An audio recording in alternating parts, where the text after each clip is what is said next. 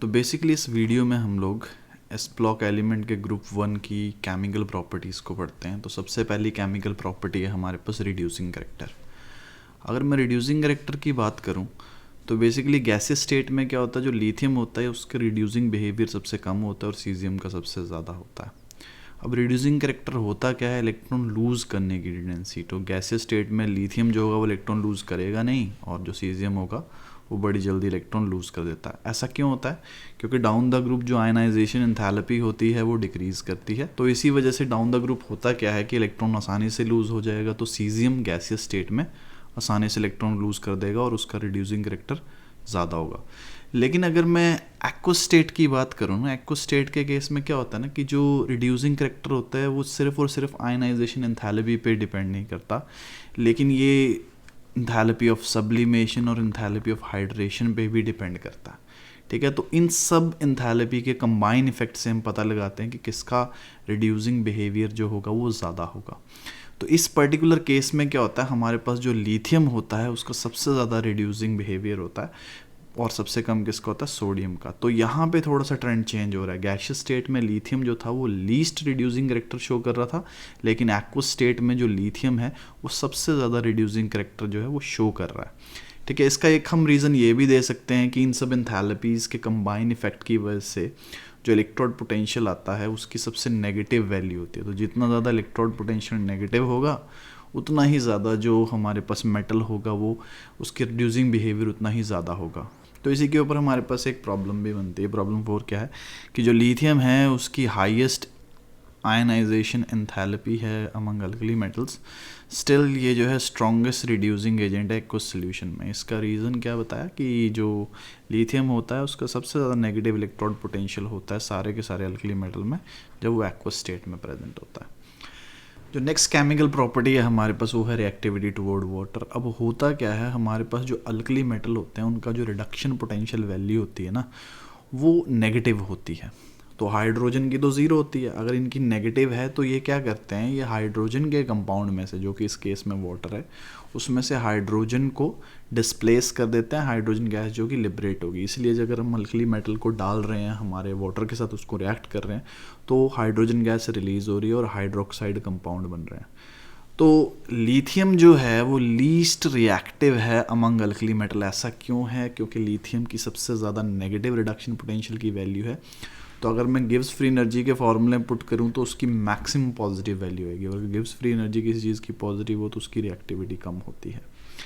Next है हमारे पास sodium fire can not be extinguish by water. हम सोडियम फायर को अपना वाटर से एक्सटिंग्विश नहीं कर सकते। क्या होता है, सोडियम वाटर के साथ वॉलंटरी रिएक्ट करके हाइड्रोजन गैस बना रहा है, और क्योंकि ये एक एक्सोथर्मिक प्रोसेस है ना, तो जो हाइड्रोजन गैस रिलीज़ होती है उस हाइड्रोजन गैस में आग लग जाती है। तो इसी वजह से हम उसको वाटर के साथ नहीं कर सकते, इंस्टेड हम पायरीन यूज़ करते हैं, जो कार्बन टेट्राक्लोराइड है उसको यूज़ करते हैं। तो नेक्स्ट प्रॉपर्टी है हमारे पास अल्कली मेटल की, वो है रिएक्टिविटी टुवर्ड ऑक्सीजन। अगर मैं ऑक्सीजन के साथ रिएक्टिविटी की बात करूं तो सबसे पहले लिथियम की बात करते हैं। लिथियम का साइज़ छोटा होता है, तो इसी वजह से वो छोटे साइज़ के और ज़्यादा नेगेटिव ऑक्साइड आयन के साथ अपना कंपाउंड बनाता है। तो लिथियम जब भी किसके साथ, ऑक्सीजन के साथ रिएक्ट कर रहा है वो लिथियम ऑक्साइड बना रहा है। वहीं पर अगर मैं सोडियम की बात करूँगा तो सोडियम का साइज़ बड़ा होता है। सोडियम का साइज़ बड़ा होने के कारण ये क्या कर पाता है, ये स्टेबलाइज कर पाता है लेस नेगेटिव परऑक्साइड आयन को। तो परऑक्साइड आयन एक तो बड़ा है और वो लेस नेगेटिव है, तो ये उसके साथ रिएक्ट करके सोडियम परऑक्साइड बना रहा है। वहीं पर पोटाशियम, रुबीडियम और सीजियम की अगर मैं बात करूँ तो इनका साइज़ बड़ा है। इनका साइज़ बड़ा होने के कारण ये जो होते हैं ना वो अपना लार्जर और लीस्ट नेगेटिव कौन है, वो सुपर ऑक्साइड आयन के साथ कंबाइन करके सुपर ऑक्साइड्स बनाते हैं। तो देखो पोटाशियम को ऑक्सीजन के साथ रिएक्ट कर रहा हूँ तो पोटाशियम सुपर ऑक्साइड बन रहा है, रुबीडियम को कर रहा हूँ ऑक्सीजन के साथ रिएक्ट तो रुबीडियम सुपर ऑक्साइड बन रहा है।